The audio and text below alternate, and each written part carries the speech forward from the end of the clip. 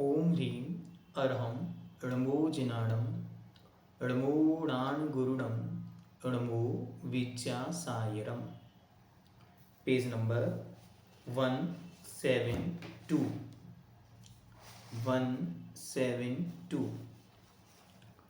अब उस ही घड़े पर कछुए और खरगोश का चित्र बना हुआ है। क्या कह रहा है देखते हैं। वहीं कुंभ पर कछुआ और खरगोश का चित्र साधक को साधना की विधि बता सचेत कर रहा है। कछुआ धीमी अपनी चाल चलता समय के भीतर लक्ष्य तक जा चुका है और खरगोश धावमान होकर भी बहुत पीछे रह गया है। कारण विदित ही है। एक की गति अविरल थी, एक ने पथ में निद्रा ली थी। प्रमाद पथिक का परम शत्रु है। अब दर्शक को दर्शन होता। क्या कहते हैं यहाँ पे? एक एक पंक्ति महत्वपूर्ण है। एक एक पंक्ति, ये पूरा महाकाव्य अपने आप में हजारों हजारों ग्रंथों का सार है। हजारों हजारों कविताओं का सार है। यहाँ कह रहे हैं वहीं कुंभ पर अभी क्या क्या बना है। कुंभ पर एक तरफ कुंभ पर 9 लिखा है, 99 लिखा है, 36 लिखा है, 63 लिखा है और श्वान और सिंह का चिन्ह बना है। दूसरी तरफ पर खरगोश और कछुए का चिन्ह बना है। जो क्या बतला रहा है साधक को? जो साधक को बतला रहा है, सुनो, कछुआ और खरगोश का चित्त साधक को साधना की विधि बतलाता, विधि बतलाकर सचेत करा रहा है, जागरूक करा रहा है। मार्ग में हो प्रमाद में मत पड़ना, अन्यथा मार्ग में होते हुए भी मार्ग से च्युत हो। क्यों?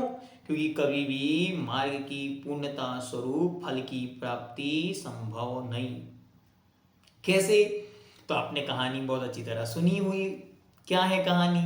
कछुआ और खरगोश की रेस होती है और वो धावमान है। खरगोश बड़ी तेज चाल से चलता है, दौड़ता है, लेकिन कछुआ धीमी धीमी चाल से चलता चला जाता है। खरगोश सोचता है अभी तो कछुआ बहुत पीछे है, क्या करूं? तब तक सो लेता हूं। और वो निद्रा में डूब जाता है। यहाँ वह सोता रहता है और वहाँ कछुआ धीमी गति से बढ़ता हुआ लक्ष्य तक पहुंच जाता है। तो गुरु महाराज क्या कह रहे हैं देखो, कछुआ धीमी अपनी चाल चलता समय के भीतर लक्ष्य तक जा चुका है। धीरे धीरे ही चले, लेकिन चलता चले, प्रमाद ना हो। एक एक कदम इस जीवन में हम सिद्धालय तक बढ़ रहे हैं, पर बढ़ रहे हैं कि नहीं इसको ध्यान में रखना है। अनंत सिद्धों के सागर तक जाना है। हाँ, जाना है। कैसे जाना? एक एक कदम चलते चलते हमें वहां पहुंच जाना है। आधे रास्ते में क्या किया? प्रमाद किया तो क्या होगा? तो आगे कहते हैं और खरगोश धावमान होकर अर्थात दौड़ने में एक्सपर्ट होता हुआ, दौड़ता हुआ भी बहुत पीछे रह चुका है। कारण विदित ही है। सब इंटेलिजेंट हैं, सबको कहानियां याद हैं, लेकिन कहानियों के मर्म अभी तक स्मरण में नहीं आए। क्या कह रहे हैं गुरु महाराज? कहानी तो सबको विदित है, कारण सबको विदित है। क्या है कारण? एक की गति अविरल थी। अविरल थी मतलब निरंतर, कंटिन्यूअस वर्किंग। और एक ने पथ में निद्रा ली थी और एक रास्ते में सो गया। सोच रहा है कि अभी थोड़ा सा सोने में कौन सी बाधा है। महाकवि कह रहे हैं सुनो, तुम्हारा थोड़ा सा प्रमाद भी मार्ग से च्युत होने में कारण बन सकता है। क्या करो? निरंतर लक्ष्य को देखो और बढ़ते चलो, बढ़ते चलो, बढ़ते चलो। एक ने पथ में निद्रा ली थी। प्रमाद पथिक का परम शत्रु है। मंत्र दे दिया गुरु महाराज ने कि प्रमाद, आलस्य, अच्छे कार्यों में अनादर का भाव होना, अंतरंग प्रवृत्ति में अनादर की प्रवृत्ति होना, ये क्या है? तो कह रहे हैं गुरु महाराज जी, यह जीवन का सबसे बड़ा शत्रु है। जो पथिक हैं, अपने लक्ष्य तक जिनको जाना है, वे क्या करें? यत्नाचार पूर्वक प्रवृत्ति करें, अच्छी तरह अपने जीवन को जीना सीखें, पर कदाचित भी अल्पमात्र भी प्रमाद ना हो पाए। प्रमाद ही राहगीर का सबसे बड़ा शत्रु है। क्या कह रहे हैं? परम शत्रु है, क्योंकि प्रमाद ही कर्मबंध का प्रमुख कारण है। प्रमाद का अर्थ आयतनाचार अथवा असावधानी है। भगवान पूज्यपाद देव ने लिखा, क्या लिखा? कुशलेषु अनादरः प्रमादः। कुशल में जो पुण्य रूप क्रियाएं हैं, जो आत्म कल्याण की क्रियाएं हैं, उन क्रियाओं में आलस्य का होना, उन क्रियाओं के प्रति सम्मान का भाव नहीं होना, इसी का नाम आलस्य है। क्या करना? आयत्नाचार पूर्वक कार्य करने पर जीव मरे अथवा ना मरे, पाप हो अथवा ना हो, लेकिन साधक को नियम से पाप का बंध होता है। कहाँ पढ़ा था ये? भगवान अमृतचंद देव पुरुषार्थ सिद्धि उपाय ग्रंथ। बहुत सुंदर पंक्तियों में आचार्य महाराज ने लिखा कि अगर आयतनाचार पूर्वक प्रमाद पूर्वक प्रवृत्ति है तो आप हिंसा नहीं करते हुए भी हिंसा के भागी बनेंगे। जबकि प्रमाद रहित होकर प्रवृत्ति करते समय यदि कदाचित जीव मर भी जाए तो साधक हिंसक नहीं कहलाता और ना ही उसे बंध होता है। कैसे? जैसे कोई मुनि महाराज अच्छी तरह 4 हाथ भूमि को देखकर चल रहे हैं, इतने में ही एक छोटा सा जंतु कहीं से उड़ता हुआ और उन्होंने यूं पैर रखा और वो आके बैठा, ऑन द स्पॉट समाप्त हो गया। तो उन मुनिराज को उसकी हिंसा का दोष नहीं लगेगा, क्योंकि वे मुनि महाराज तो बड़ी अच्छी तरह विवेक पूर्वक 4 हाथ भूमि को देखकर चल रहे थे। प्रमाद कितनी प्रकार का है? प्रमाद आचार्यों ने कहा 15 प्रकार का होता है। कौन कौन सा है वह? स्त्री कथा, राज कथा, चोर कथा और भोजन कथा, ये तो 4 प्रकार की हुई। बी कथा, खोटी कथाएं, क्रोध, मान, माया, लोभ, ये 4 कषाएं, टोटल हुए 8। फिर स्पर्शन, रसना, घ्राण, चक्षु, कर्ण, ये 5 इंद्रियों के विषय में आसक्ति, और अंत में निद्रा और स्नेह, ये 15 प्रकार का प्रमाद होता है। खोटी कथाएं क्या हैं? खोटी कथाएं स्त्री कथा, स्त्रियों की कथाएं करना। देखो वो कितनी सुंदर है, देखो उसके बाल, उसकी आंखें, उसकी चूड़ी, उसके कंगन, उसकी बिंदी, उसकी साड़ी, ये सब स्त्री कथा है। इसके निमित्त से निरंतर पाप कर्म का आश्रय होता है। फिर चोर कथा, चोरों की कथा करना, उनके यहाँ ऐसी चोरी हुई, ऐसा हुआ, चोर ने ये किया, वो किया, ऐसा हुआ, वैसा हुआ, ये सब चोर कथा है। फिर भोजन कथा, बस इसी में जीवन बीत रहा है। अच्छी तरह देख लो भोजन कथा को क्या 24 घंटे बस एक विकल्प, एक संकल्प। अब क्या बनना है? शाम को चिंतन, सुबह क्या बनना है। मंदिर में बैठे हैं, पूछ रहे हैं क्यों भाई आज क्या बनेगा? स्वाध्याय में बैठे हैं तो सोच रहे हैं बस क्लास समाप्त हो और हमारे भोजन की तैयारी हो। क्या बन रहा है? उसका विकल्प है। क्या करते? 24 घंटे भोजन कथा यूं घूमती है। क्या करते, किसी के यहाँ भोजन करके आए, फिर बातें करते बैठ के घंटों घंटों। क्या बातें करते, अरे उसमें तो नमक कम था, उसमें मीठा कम था, वो चीज एकदम परफेक्ट बनी थी। ऐसा भोजन कथा है। बैठकर, क्यों, अचार बन गए, हाँ पापड़ बन गया आपके यहाँ का, साहब कहाँ कर रहे हो, मंदिर में भगवान के सामने बैठकर। अब क्या होगा, आपने अशुभ कर्म का आश्रय किया। तो क्या करो, इन कथाओं से बचो। और अंत में कौन सी कथा, राज कथा।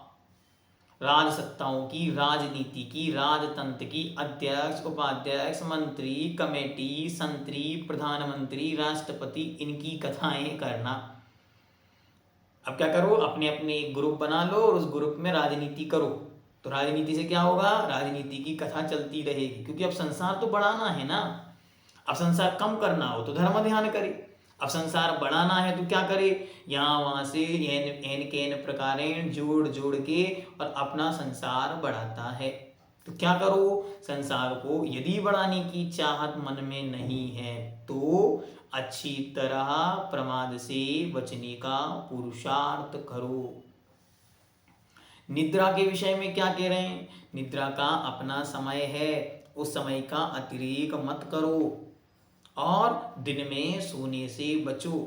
अच्छा बिल्कुल नहीं सोना, नहीं ऐसा नहीं। आप यदि सुबह जल्दी उठते हैं और भोजन आदि के बाद आपको लगता है कि निद्रा की आवश्यकता है तो आधा घंटा 45 मिनट का एक नैप बस लेना, जिसको झपकी कहते हैं। पर ऐसा नहीं करना है कि झपकी लेने गए और 12 से सीधे बजे 4, ये प्रमाद है। हाँ, क्लास में बैठे हैं और बैठे बैठे सो गए हैं। मंदिर में हमने देखा बहुत सारे लोगों का तो संकल्प है काय उत्सर्ग पूर्वक, क्या स्वाध्याय में बैठेंगे, काय उत्सर्ग किया और बस धीरे से सो गए, माला हाथ में ली और बस एक माला, दो माला, तीसरी माला में सो गए, 48 मिनट पूरे हो गए। ये है प्रमाद। ऐसे प्रमाद से बचने का पुरुषार्थ करना है, मतलब पुरुषार्थ पूर्वक विद इंटेंशन प्रमाद से बचना। और पंच इंद्रियों की आसक्ति रूप परिणाम, पांचों इंद्रियों में आसक्ति रूप परिणाम। अच्छा अच्छा हमको स्पर्श में आना चाहिए, और कोमल हो और मुलायम और सॉफ्ट तो और आनंद आएगा। फिर स्पर्श नहीं होता, रसना इंद्रिय, चखने के पदार्थों में और मीठा और स्वादिष्ट चाहिए, और नमक मिर्ची मसाला सब मिला के खा ले। लेकिन हमारी आत्मा को तृप्ति नहीं हो रही है। क्यों नहीं हो रही है, अब इंद्रियों की वासना में लगा। फिर सूंघने में अच्छा अच्छा सूंघने को चाहिए, फिर सुनने में देखने में अच्छा अच्छा देखने को चाहिए, सुनने में अच्छा अच्छा सुनने को चाहिए। सब क्या, क्रोध मान माया लोभ सब प्रमाद है। जितना जितना इस जीवन में प्रमाद है, आलस्य है, उतना उतना संसार का वर्धन है, मतलब संसार कंटिन्यू बढ़ रहा है। आपको सतर्कता रखनी अनिवार्य है। फिर आगे क्या कहते हैं, अतः साधक को सदा प्रमाद से बचना चाहिए, क्योंकि कहा भी है जो सो गया सुख हो गया। आचार्य महाराज कह रहे हैं आलस्य पथिक का परम शत्रु है, जो सोया सुख खोया, उसने सब कुछ खो दिया। जीवन का कितना लंबा समय सोने में व्यतीत हुआ, अब क्या करो, जागृति में व्यतीत करो। सदा जागृत रहते हुए अपना कर्तव्य जप तप स्वाध्याय और आत्म ध्यान आदि करनी चाहिए। अरे अब तो नींद ही नहीं आती तो क्या करते, जब नींद नहीं आती तो यहाँ वहाँ की चर्चाएं करते, रील्स देखते, मोबाइल चलाते। नहीं, अच्छी तरह ये याद रखो, जितना समय हम लाइट के कांटेक्ट में बिताएंगे उतनी ज़्यादा नींद जाएगी, क्योंकि हमारी बॉडी का जो डिज़ाइन है वो उस समय इसके लिए डिज़ाइन है जहाँ सूर्य की रोशनी से काम चलता था। तो जब तक सूर्य का प्रकाश था, जब तक शरीर को जागृत रहना था। जैसे ही प्रकाश कम होता है या समाप्त होता है, वैसे ही शरीर अपने आप सोने की तैयारी करता है। लेकिन अब चारों तरफ लाइटनिंग सिस्टम है, लाइट 24 घंटे जल रही है, तो शरीर को यही नहीं पता कि सोने का समय क्या है। और ऐसे में यदि आप अपना ये छोटा सा यंत्र आज समझ गए यंतराज मतलब। अगर यंतराज को लेकर आप बैठ जाएंगे सामने और उसमें से जो रेडिएशंस, उसमें से जो लाइट निकल रही है, वो लाइट आपके बॉडी को ऐसा महसूस कराएगी अभी सोने का समय नहीं होगा। तो क्या होगा, रात भर भी जागते रहो तो नींद नहीं आएगी। बच्चों के साथ क्या हो रहा है, यही हो रहा है, रात रात भर नहीं सो रहे हैं। क्यों, वो कह रहे हैं कि नींद नहीं आ रही है और मोबाइल ये कह रहा तुम हमें छोड़ो तब तो नींद आएगी, क्योंकि बॉडी भूल गई है कि सोने का समय क्या है। इसलिए आपको अच्छी तरह चाहिए कि आप मोबाइल से एक सुरक्षित दूरी बनाएं, एक समय बनाएं। मानो आपको 10 बजे सोना होता है, अब 9 बजे मोबाइल का त्याग कर दें। 9 बजे अपने घर की कमरे की लाइट ऑफ करके और अपने बिस्तर पे लेट जाएं। चटाई का प्रयोग करते हो तो सबसे बेस्ट चटाई पे लेट जाएं, एक माला हाथ में लेके बढ़िया से माला जपें। अन्यथा आपका सिस्टम गड़बड़ हो जाएगा। प्रमाद के कारण धर्म ध्यान बाधित होता। आज देखो सबसे बड़ी कारण, प्रमाद के कारण सब धार्मिक क्रियाएं बर्बाद हो रही हैं।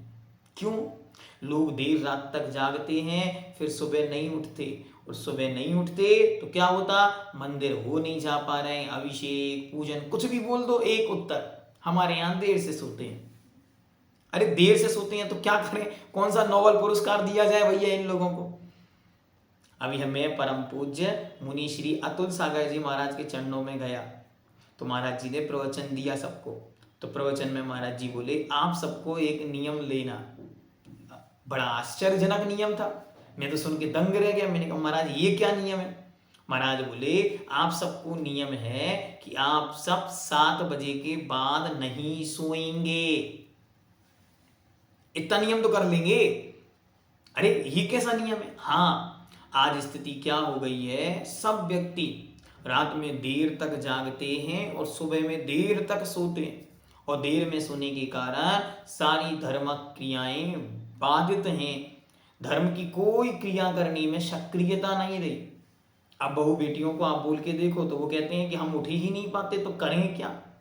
आप बच्चों को बोल कर देखो, बच्चे कोई तैयार नहीं, युवा पीढ़ियां सब मंदिरों से शून्य हो गए। तो सिस्टम आपको डेवलप्ड करना चाहिए। अगर धर्म की रक्षा करनी है तो प्रमाद से बचने का उपाय ढूंढें। सब मिलकर सामूहिक रूप से विचार करें कि प्रमाद के कारण क्या है। प्रमाद का मुख्य कारण है रात्रि जागरण। पहले रात्रि जागरण होते थे धर्म ध्यान के निमित्त से, अब रात्रि में प्रतिदिन जागरण हो रहा है। रात्रि जागरण, जगह जगह जगराता हो रहा है। उस जगराता में मोबाइल नाम की देवता की आराधना हो रही है। पूरी रात भर उस मोबाइल में लगे हो, फिर सुबह से जैसे ही मोबाइल डिस्चार्ज हुआ अब नींद आती है तो क्या करेंगे, धर्म ध्यान बाधित होगा। और धर्म ध्यान यहां बाधित हो रहा है, आपका भविष्य बाधित हो रहा है। भविष्य के लिए एक सुरक्षित नेटवर्क, सुरक्षित मानसिकता समाप्त हो जाए। इसलिए प्रमाद से बचने का कर्तव्य है। ये ऐसा नहीं कि करना ही है, ऐसा नहीं कि ऑप्शनल है, नहीं, ये तो अनिवार्य है, करना ही है। आचार्य महाराज कहते थे कि अनिवार्य और आवश्यक में अंतर समझो। ये तो अनिवार्य है, करना ही है, इसके बिना काम नहीं चलेगा। और आप लोगों को अच्छी सलाहें है, नहीं हम तो रात में भजन सुनते हैं, गीत सुनते हैं, नहीं, कुछ मत सुनो। अगर आप मोबाइल का प्रयोग कर रहे हैं रात्रि में तो आपकी नींद जाएगी तो फिर गोलियां खाओगे, रात जागोगे तो फिर रात में पानी पियोगे, फिर 2-4 साल बाद कहोगे अब तो हमको वो हो गई, क्या उसको क्या बोलते हैं, शुगर, तो अब रात में खाना भी चाहिए, नहीं खाते हैं तो शरीर में वेदना होती, मर सकते हैं हम। ऐसा करके लोग बहाने बनाकर सब नियमों से पतित हो रहे हैं। एक चीज बिगड़ती है, पूरा सिस्टम बिगड़ता है। जितनी रात तक जागोगे उतनी भूख प्यास लगेगी, फिर भूख प्यास लगेगी तो खाओगे, फिर और वैसा खाओगे, सुबह देर से उठोगे तो फिर देर नाश्ता तो फिर देर भोजन करोगे तो क्या कहोगे, अब शाम को भूख नहीं लगती तो फिर रात को भोजन चाहिए, तो फिर रात्रि में भोजन करेंगे। तो सिस्टम एक सुधारना है कि सबका संकल्प करा दो, 7 बजे के बाद कोई नहीं सोएगा। बच्चों को कह दो आपको 1 बजे सोना, 2 बजे सोना, 4 बजे सोना आपका ऑप्शनल है, लेकिन 7 के बाद कोई नहीं सोएगा। जब 7 बजे सो के उठेगा तो स्वतः ही वह 10 बजे खाने को मांगने लगेगा, और सुबह 10 बजे थोड़ा बहुत 9, साढ़े 9 बजे नाश्ता लेगा, 12 बजे भोजन करेगा तो शाम को 6 बजे फिर भोजन मांगेगा। सिस्टम पर गाड़ी आ जाएगी। जब 6 बजे भरपेट खाएगा, 10 बजे सोना है, तो फिर कौन खाएगा दोबारा? ये सिस्टम है। इस सिस्टम को यदि मेंटेन कोई करता है तो जीवन अच्छा और उज्जवल बनेगा, अन्यथा जिनेंद्र भगवान के मार्ग से पतित हो जाएंगे सबके सब। भैया जी, पढ़ने वाले बच्चे क्या करें? सुनो, पढ़ने वाले छोड़ो, पढ़ने वालों को भी छोड़ो और जॉब वालों को छोड़ो। मैं चाहता हूँ कम से कम वो लोग तो सुधर जाएं जो घर में ही रहते हैं, ना स्कूल जाना है, ना कॉलेज जाना है, ना कुछ जाना। उनकी मम्मियाँ बहाना है उनके पास बच्चों का, हमारे बच्चे लेट सोते हैं तो हम लोग लेट सोते हैं, हमारे घर में सिस्टम है तो हमको करना। ऐसा नहीं करो। कम से कम संकल्प पूर्वक कि हम 7 बजे के बाद न सोएंगे न सोने देंगे, एक मुहिम चलनी चाहिए। अगर आप इस प्रकार का संकल्प कर दोगे तो सब लोग धर्म के मार्ग पर वापस आ जाए। पूरे दूर नहीं है धर्म, धर्म तो आपके इर्द गिर्द क्रियाओं में जुड़ा था, आपने उसको प्रमादवश खोया। अब प्रमाद को छोड़ो, आगे बढ़ो। आगे क्या कहते गुरु महाराज, देखते पेज नंबर 172। अब दूसरी चीज, ये बहुत महत्वपूर्ण बिंदु है और इस पर गुरु महाराज का खूब गहरा चिंतन है। उन्होंने खूब चिंतन किया इस विषय पर, फिर जाके इस विषय को रखा। क्या कहते हैं, देखते सेकंड पैराग्राफ। अब दर्शक को दर्शन होता है कुंभ के मुखमंडल पर ही और भी इन 2 अक्षरों का, ये दोनों बीजाक्षर हैं। ये क्या है? ये बीजाक्षर हैं। कौन कौन से 2 बीजाक्षर हैं? ही और भी अपनी अपनी दर्शन का प्रतिनिधित्व करते हैं। ही एकांतवाद का समर्थक है, भी अनेकांत स्यादवाद का प्रतीक। सुनो गहरा चिंतन, ये गुरु महाराज बड़ी गहराई से, ये महाकवि एक एक शब्द का खूब गहराई से चिंतन किए, उसके बाद आपके सामने इन विषयों को रख रहे हैं। कितना अलौकिक है। कह रहे हैं कि अब उन्होंने एक चित्र उसी पर एक तरफ ही है और एक तरफ भी है, ये दोनों अक्षर हैं, ये दोनों बीजाक्षर हैं। बीजाक्षर क्या होते हैं? जो बीज के रूप में हो और विशाल काय वृक्ष बनाने की शक्ति रखता है, उसे बीजाक्षर कहते हैं। जैसे बीज, एक छोटा सा बीज होता है और वह एक छोटा सा बीज आप जब उसके अंदर डाल देते हैं मिट्टी के अंदर, तो एक विशाल वृक्ष बन जाता है। एक छोटा सा बीज विशाल वृक्ष बन जाता। हाँ, ऐसा होता है। अरे छोटा सा बीज विशाल वट वृक्ष रूप में आकृति लेता है। ऐसे एक छोटा सा मंत्र जिसकी जाप करते करते एक महान शक्ति का संग्रह हो जाता है। एक छोटे से मंत्र, एक अक्षर में ही जब महान शक्ति अंकित हो, उसे कहते हैं बीजाक्षर। जैसे ओम, ह्रीम, श्रीम, क्लीम आदि, ये सब क्या है? ये सब बीजाक्षर हैं।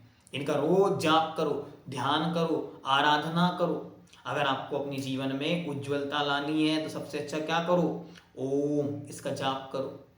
कुछ नहीं करना है, बस बैठ के शांति से ओम ओम ओम ओम बोलना। एक माला हो तो माला हाथ में ले लो, 108 बार ओम बोलो, 108 बार ह्रीम बोलो, 108 बार श्रीम बोलो, कोई जोर नहीं लगता। बैठे बैठे शांति से ह्रीम ह्रीम ह्रीम की माला फेरो। ह्रीम ह्रीम की माला फेरते फेरते महान अतिशयकारी बुद्धि का प्रकटन होगा, अतिशय बुद्धि प्राप्त होगी। अरहम अरहम अरहम, ऐसे बीज अक्षरों का जाप आप कर सकते हैं। इनके विषय में विस्तार से बहुत सारी जानकारियां आपको पहले भी दी हैं। कुंडलपुर बड़े बाबा के मंत्र की जाप भी दी थी, उसकी लिंक आपको डिस्क्रिप्शन में दे देंगे, तो वो भी आप देख सकते हैं कि एक एक बीज अक्षर का अपना महत्व है और एक एक बीज अक्षर में अनेक शक्तियां विद्यमान हैं। अब आगे कहते हैं, ही अनेक अपने अपने दर्शन का प्रतिनिधित्व करते हैं। ये 2 हैं, ही और भी, दोनों अपने अपने दर्शन अर्थात विचारों का प्रतिनिधित्व करते हैं। कैसे हैं वे? ही एकांतवाद का समर्थक है। ही क्या करता है? एकांत का समर्थन करता है। एकांतवाद क्या होता है? अंत मतलब होता है धर्म, गुण, स्वभाव, स्वरूप। तो जो एक ही स्वरूप का कथन करता है, अर्थात वस्तु के किसी एक अंग को, एक अंश को, एक स्वरूप को पकड़ करके हठाग्रह पूर्वक यही सत्य है, यह ही सत्य है, तो इसका नाम है एकांत। और यह भी सत्य है, यह भी सत्य है, इसका नाम है अनेकांत, स्यादवाद। अनेकांत क्या है? अनेका अस्ति अन्ते यस्मिन् सा, जिसमें अनेक अंत होते, अंत मतलब है धर्म, गुण। तो एक ही वस्तु में अनेक प्रकार के गुण पाए जाते हैं, एक ही वस्तु में अनेक प्रकार के गुण धर्म मौजूद होते। उन सा गुण धर्मों का जो अच्छी तरह कथन करे उसे अनेकांत कहते हैं। और उस अनेकांत के जो कथन की पद्धति है उसे स्यादवाद कहते हैं। स्याद मतलब होता है कथनचित, किसी अपेक्षा से, किसी अपेक्षा से यह ऐसा है, किसी अपेक्षा से यह ऐसा है। जैसे एक ही राम है और वे राम खड़े हुए हैं, इतने में लव कुश सामने से आते हैं, कहते हैं पिताजी, ठीक है। इतने में सीता जी आती हैं और कहती हैं स्वामिन या पतिदेव। उतनी में ही सामने से भरत महाराज कहते हैं भाई। सामने से कौशल्या जी आती हैं, कहती हैं बेटा।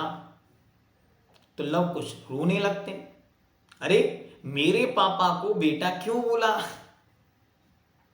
मेरे पापा किसी के बेटा नहीं है। हाँ बेटा सुन ध्यान से, तेरी अपेक्षा तेरे पिता हैं, लेकिन मेरी अपेक्षा मेरे बेटा है। तो राम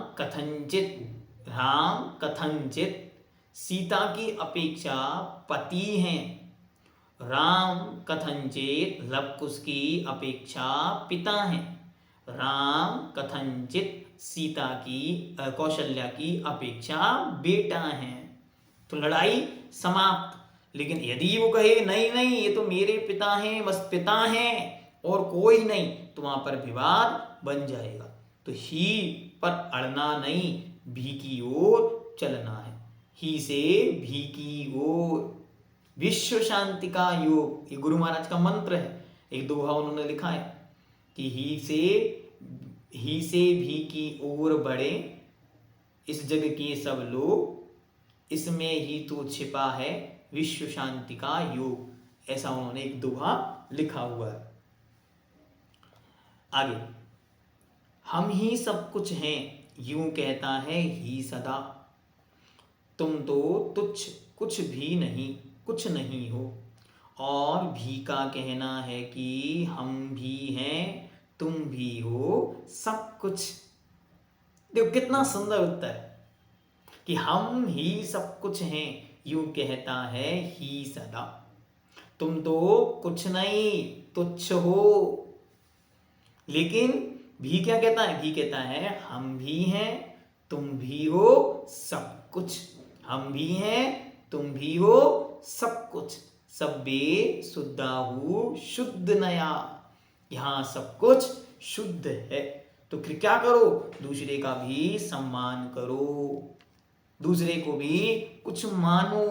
अरे मानना ही पड़ेगा, अन्यथा सब गड़बड़ हो जाएगी। आगे पेज नंबर 173। ही देखता है हीन दृष्टि से पर को, भी देखता है समीचीन दृष्टि से सबको। ही वस्तु की शकल को ही पकड़ता है, भी वस्तु के भीतरी भाग को भी छूता है। ही क्या करता है? सबको हीन दृष्टि से देखता है, अपने को सब कुछ जानता है। भी समीचीन अर्थात श्रेष्ठ दृष्टि से सबको देखता है। ही वस्तु की शकल को ही पकड़ता है, मतलब बाहरी आकृति को बस पकड़ लेता है, अंतरंग में क्या है ये जानने का पुरुषार्थ नहीं करता। जैसे एक उदाहरण दिया था ना गिलास का, ये गिलास में पानी भरा हुआ है और आपके सामने रख दिया। हम पूछें आशा जी ये क्या है, तो कहती हैं पानी का गिलास है। मीना जी कहती नहीं नहीं गलत बोल रहे हैं, कांच का गिलास है। अरे इतनी में उषा जी आई, तो उषा जी कहती हैं अरे क्या कर रहे हैं आप दोनों, ये तो आधा गिलास पानी का गिलास है। इतनी में संगीता जी आई। संगीता जी कहती है, अरे ये तो गर्म पानी का गिलास है। दूसरे कहते हैं, अरे ये तो मिनरल वाटर का गिलास है। सब लोग लड़ने लगे। अब वह लड़ाई मच गई। अब क्या करें, सबको मिलाओ। कोई कह रहा आधा गिलास पानी है, कोई कह रहा पूरा गिलास पानी है, कोई कह रहा कांच का गिलास है, कोई कह रहा प्लास्टिक का गिलास है, कोई कह रहा पानी का गिलास है। सब लड़ रहे हैं। नहीं, लड़ना नहीं है। बाहरी वस्तु को मात्र मत देखो, वास्तु के भीतरी भाग का स्पर्श करो। प्रयोजन पानी से है, पानी पियो, शांति रखो। गिलास से क्या तात्पर्य। ही पश्चिमी सभ्यता है, भी है भारतीय संस्कृति भाग्य विधाता। ही रावण था, ही का उपासक, राम के भीतर भी बैठा था। यही कारण है कि राम उपास्य हुए हैं, उपास्य हुए हैं, रहेंगे आगे भी। उपास्य मतलब उपासना के योग्य। रावण ने सदा उपासना की, ही की, अड़ गया। और राम कह रहे हैं, भी से सबको लेकर चलो। भी के आसपास बढ़ती सी भीड़ लगती अवश्य, किंतु भीड़ नहीं। भीड़ भी लोकांतिक की रीढ़ है। भीड़ चारों तरफ हो, लेकिन फिर भी वो भीड़ नहीं है, वो तो लोकतंत्र की नीड़ है, रीढ़ है। मतलब लोकतंत्र को यदि सुरक्षित रखना है तो आपको अच्छी तरह विचार करना होगा ही पर और भी पर। लोक में लोकतंत्र की नीड़ तब तक सुरक्षित रहेगी। नीड़ मतलब घोंसला। लोकतंत्र का घोंसला कब तक सुरक्षित है, जब तक भी श्वास लेता रहेगा।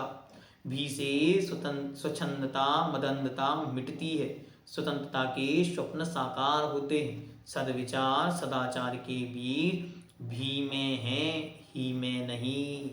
प्रभु से प्रार्थना है कि ही से हीन हो जगत यह, अभी हो या कभी भी हो, भी से भेंट सभी की हो। देखो पंक्ति कितनी प्यारी। प्रभु से प्रार्थना है कि ही से हीन जगत हो, हीन हो जगत यह, अभी हो या कभी भी हो, भी से भेंट सभी की हो। भेंट मतलब मिलना, कि हे प्रभु ये सारा संसार क्या हो जाए, स्यादवादमय हो जाए। पवित्र जिन शासन की शरण पाकर अनेकांतमय हो जाए। ये सब एकांत बुद्धि को छोड़ करके अनेकांत की शरण को प्राप्त कर अपनी आत्मा का कल्याण करें और अपनी आत्मा को ही विश्वास दिलाएं अनेकांत ही सच्ची शरण है। अर्थात विचारों का सम्मान, सबके विचारों का सम्मान ही अनेकांत है। रिस्पेक्ट फॉर एवरीवन थॉट, हर एक के विचार का सम्मान हो, इसी का नाम अनेकांत। एक ही वस्तु अनेक एंगलों से देखने पर अलग अलग दिख सकती है, दिखती है, लेकिन वस्तु है क्या, इसका बोध करने की आवश्यकता है। इसी का नाम अनेकांत है। और उस अनेकांत की कथन पद्धति जो सप्तभंग रूप है, जिसे सप्तभंगी कहते हैं, अस्ति नास्ति अवक्तव्य, अस्ति नास्ति आदि जो 7 भंग बनेंगे, उन सप्तभंग रूप यह स्यादवाद है, जो अनेकांत का कथन करने वाला है। ऐसा अनेकांत धर्म युगों युगों तक जयवंत रहे, जीवंत रहे। आचार्य महाराज ने जो प्रार्थना की वही हम सब मिलकर प्रार्थना करें। प्रभु से प्रार्थना है कि ही से हीन हो जगत यह, अभी हो या कभी भी हो, भी से भेंट सभी की हो, भी से भेंट सभी की हो, भी से भेंट सभी की हो। ओम सिद्धम।